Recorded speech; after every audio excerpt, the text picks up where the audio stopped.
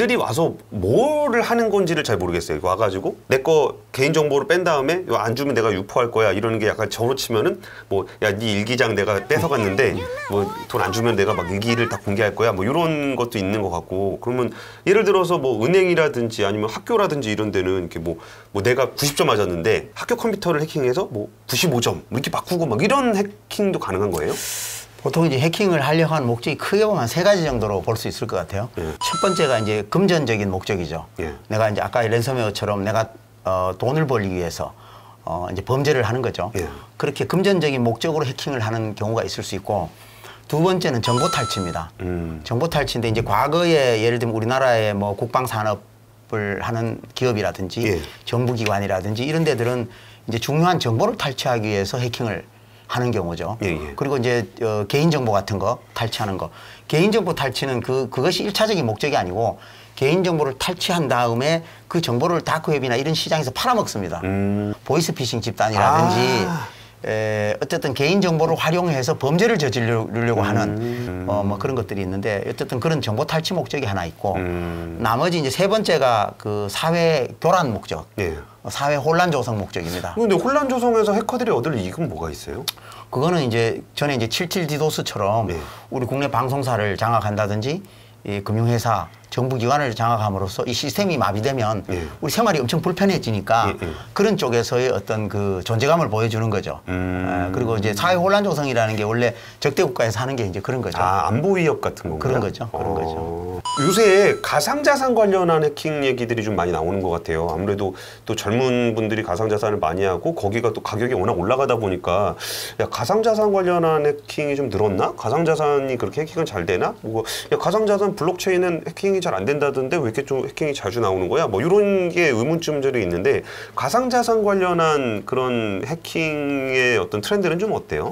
가상자산 이제 거래소 에 이제 전자지갑을 이제 해킹을 하는 경우죠. 근데 2019년, 2018년 한 2년간 암호화폐 거래소 해킹이 많이 이루어졌습니다. 그래서 이제 그 대부분이 이제 전자지갑에 있는 가상자산을 해킹해 가는 것이고 상당 부분이 이제 아마 이제 아까 얘기했던 북한 해킹 그룹이라든지 이런 그 조직적으로 움직였을 가능성에 대해서 이제 저희들이 의심을 하고 있는데 물론 가상자산은 이제 블록체인 기술로서 만들었기 때문에 이건 해킹의 위험이 없고 뭐 여러 가지 장점이 있는 이제 그런 기술이지만 그 전자지갑 자체는 또 블록체인 기술로 되는 건 아니기 때문에 그 자체가 이제 해킹의 대상이 되는 거죠. 결국 그거는 금전적인 어떤 그 목적으로 하는 거죠. 그럼 최근에 가상자산 가격 올라가서 오히려 예를 들어서 뭐 옛날에 협박할 때 1 비트코인 주세요 그랬을 때 옛날에는 뭐 2천만 원밖에 안 되는데 지금은 한 7, 8천만 원 되니까 좀 어때요? 작년 이제 금융권뿐만이 아니라 아마 다른 민간 기업들이나 공공 부분에도 이제 그런 공격들이 있었는데 디도스 공격이라고 있습니다. 그래서 이제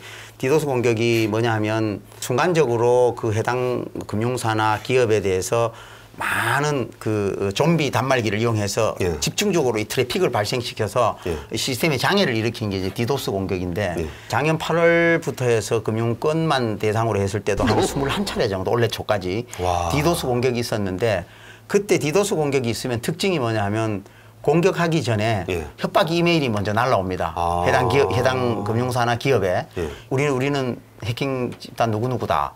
그리고 우리는 왜 이러이러한 것들을 공격을 하려고 한다. 그 가상자산, 특히 이제 비트코인을 얼마 내놔라. 이렇게 이제 협박 메일에 명시를 해서 오는데 작년 8월 그때 이제 해킹 공격할 때는 20비트코인 달라. 20비트코인. 그 당시에 이제 20비트코인 정도면은 우리 돈으로 뭐 한 14억. 14억 정도. 그 정도 7천만 원 정도 하니까. 14억 정도 됐었는데 이게 이제 가격이 많이 오르고 나서는 뒤에 공격할 때 보니까 8비트코인만 달라. 왜냐하면 가격이 많이 올랐기 때문에 우리가 깎아주겠노라. 왜냐하면 그 개인 대상 랜섬웨어 같은 경우에도 돈을 달라 그럴 때 큰 금액을 요구를 하지 않습니다. 예를 들면 개인 PC를 암호화를 시켜놓고 돈을 예를 들면 뭐 한 몇백만 원을 달라 그런다. 그럼 개인 입장에서 너무 부담이 크면 내가 이 PC 그냥 포기해버리고 새로 하나 사지 이렇게 생각할 수 있잖아요. 그쵸. 그러니까 개인 대상으로 할 때 돈 몇십만 원 달라고 그럽니다. 그러니까 상대가 받아들일 수 있는 수준을 보고 요구를 하는 거죠.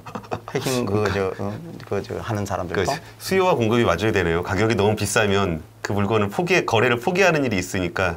그러면 우리가 그걸 범죄로서 대해야 되는 그런 게 뭐라 그럴까? 가이드라인이나 그런 것들이 좀 있어요? 그 인터넷진흥원에 가면 이제 이런 랜섬웨어 공격 받았을 때 어떻게 대응해야 된다 뭐 이런 여러 가지가 있는데 문제는 뭐냐 하면 상대방이 어떤 금전을 요구해서 암호화를 풀어준다고 했을 때 우리가 그 해킹 공격한 사람이 누군지도 모르고 그쵸. 보이지도 않고 또 과연 돈을 줬을 때 이걸 풀어준다는 확신도 없고 그런 상태이기 때문에 이게 응하는 것도 만만치를 않습니다. 그리고 100% 그것이 풀려준다는 보장이 없기 때문에 맞아요. 그래서 기본적으로는 그게 이제 응하지 않는 게 기본이죠. 기본이고 이제 그걸 수사당국에 신고를 하고 인터넷진흥원에 신고를 해서 거기에 대한 조사를 하고 뭐 때에 따라서는 이제 개인 PC 같은 경우에는 그거를 복구해주는 업체들도 물론 있습니다. IT 그 업체들이 있어서 복구를 해주는 경우도 있는데 그게 이제 암호화 정도에 따라서는 복구가 아예 안 되는 경우도 있고 그래서 이제 개인이나 기업이나 사실 이런 거를 막으려면 이런 문제가 생기는 걸 막으려면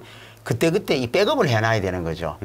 백업을 해서 별도의 장소에 이제 백업을 해놓는다든지 해서 무슨 문제가 생겼을 때 복구를 할 수 있는 시스템을 만드는 거 이런 게 되게 중요한 거죠. 그거는 이제 랜섬웨어에 대한 피해 이제 예방법 중에 하나 이제 그런 것들이 있을 수는 있겠죠. 그러면 그런 해커들을 좀 잡으려면 어떻게 잡아야 돼요? 이게 아무래도 보안원에서는 그런 사람들을 탐지하고 그런 걸 추적하는 일종의 뭐 화이트 해커?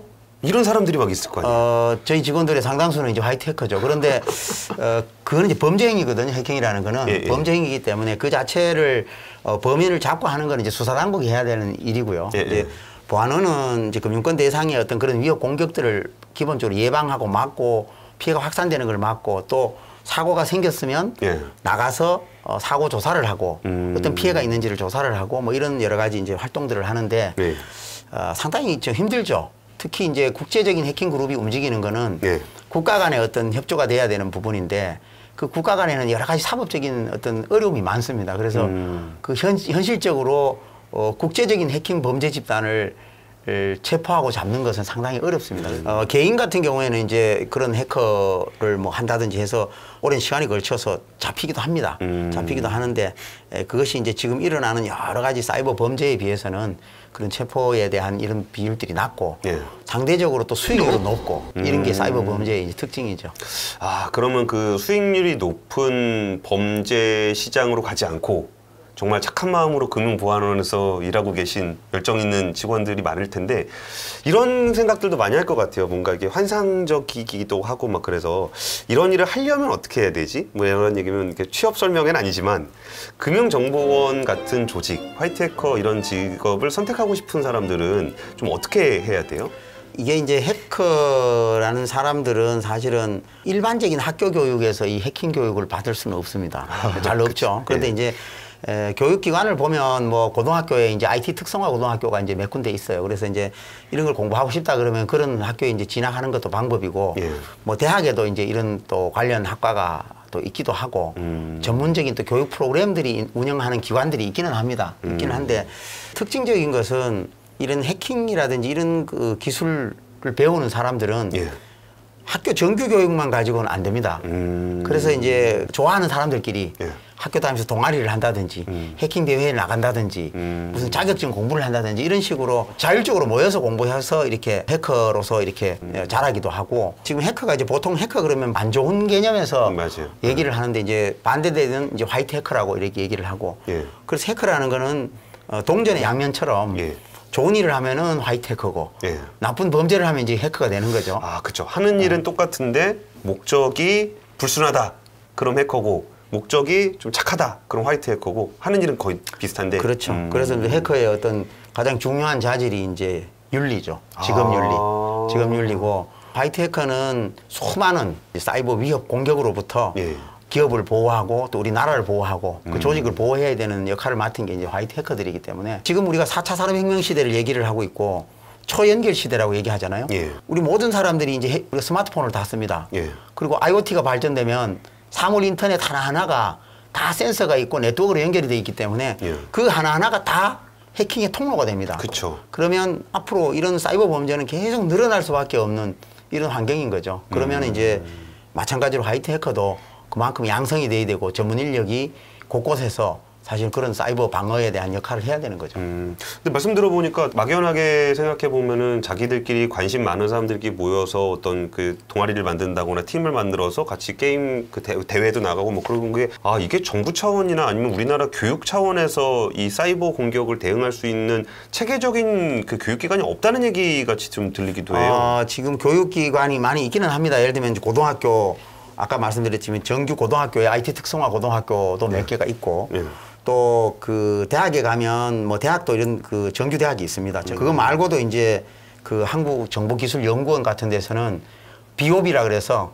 베스트 오브 베스트라 그래서 그 전문 해커들을 양성하는 그게 있습니다. 그래서 거기 이제 BOB 출신들의 기수들이 우리나라 이제 해킹 대회도 나가고 세계적인 해킹 대회도 나가고 합니다. 그래서 수준은 어때요, 우리나라 수준? 우리나라도 상당한 수준에 있죠. 그래서 이제 세계적인 해킹 대회 중에 하나가 요즘은 뭐 코로나 때문에 오프라인으로 잘 못 하는데 제가 재작년인가 이제 한번 그 라스베이거스에 한번 갔다 왔어요. 근데 거기에 데프콘이라고 전 세계의 해커들이 모여서 2박 3일 동안에 경진대회를 합니다. 근데 그 전 세계 해커들이 모이기 전에 온라인상으로 예선전을 해서 선발된 25개 팀만 모여서 자웅을 겨룹니다. 2박 3일 동안 잠도 안 자고 합니다. 그래서 공격과 방어를 하는데 보통 우리나라, 미국, 대만 뭐 이런 데들이 이제 그 상위권에 늘 입상을 하고 있고요. 이제 우리가 늘 얘기하는 이제 북한이라든지 러시아라든지 중국 이런 데들은 국제 무대에 잘 안 나옵니다. 안 나오는데 상당한 기술 수준을 갖고 있는 걸로 이제 파악이 되고 있고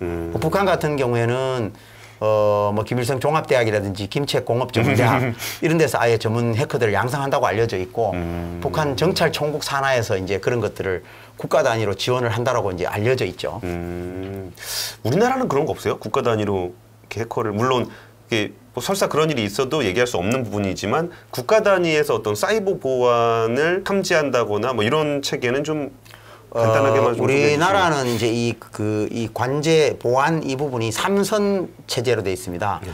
제일 이제 윗선이 1선이 국정원의 국가사이버안보센터가 우리나라도 정보기관에서 거기서 이제 국가정보부처라든지 공공기관에 대한 그런 어떤 사이버 공격이나 이런 걸 총괄하는 데가 있고 그 밑에 이제 2선 이제 관제 체제가 부문보안관제라 그래서 금융 같은 게 이제 금융보안원이고 각 정부부처나 이제 이런 데들이 이렇게 부문별로 돼 있고 제 3선이 이제 각 기업들 자체적으로 하는 이걸 이제 3선 보안 관제 체제라고 얘기를 하는데 나름대로 체계가 돼 있죠. 돼 있기는 한데 뭐 국가 단위로 예를 들면 그런 해킹 공격을 해서 범죄행위를 하고 그러지는 않죠. 주로 이제 방어 위주이고 그 대신 이제 이것이 어느 정도 수준까지는 올라가야 되기 때문에 계속 투자하고 정보 교류하고 어떤 그런 안보 차원에서도 접근하고 이렇게 하는 거죠. 오늘 뭐 긴 시간 좀 같이 얘기 나누고 있는데 사실 그 금융보안원 원장님을 모시고서 이렇게 보안 얘기만 지금 했잖아요. 근데 사실 데이터 얘기도 좀 하고 좀 싶었어요. 우리가 마이데이터 사업이라고 아시는 분들은 아시고 모르시는 분들은 잘 모르실 수 있는데 그러니까 일단 진짜 그 마이데이터라는 개념 자체가 조금 그 낯설기도 하거든요. 그 데이터, 마이데이터 하면 나의 데이터라는 건데 그리고 이게 지금 제가 그 데이터를 얘기하는 건 아무래도 마이데이터 사업 거래소를 또 직접 하고 계시잖아요. 금융데이터 거래소를 이제 금융보안원이 작년 5월 11일에 이제 구축을 해서 지금 1년이 이제 지났죠. 그래서 우선 마이데이터 사업이 뭔지부터 좀 얘기를 해주시고 그걸 가지고 우리가 체감할 수 있는 금융 서비스가 어떻게 변할 수 있는지 이 얘기를 하고서 거래소 얘기를 한번 넘어가요.